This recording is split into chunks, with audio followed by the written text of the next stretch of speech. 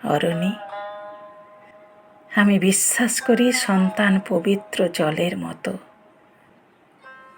যদিও তোমার সঙ্গে আমার সম্পর্ক ভালো নয়, তবুও তোমাকেই লিখে রেখে যাই।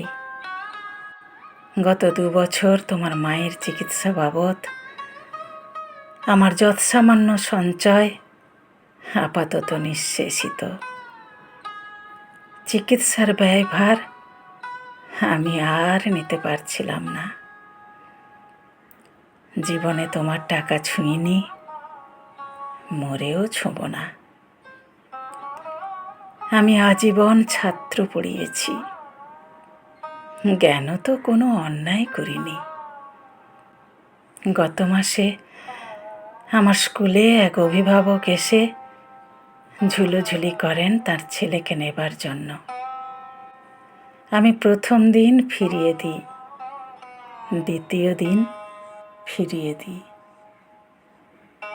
তৃতীয় দিন পারিনি।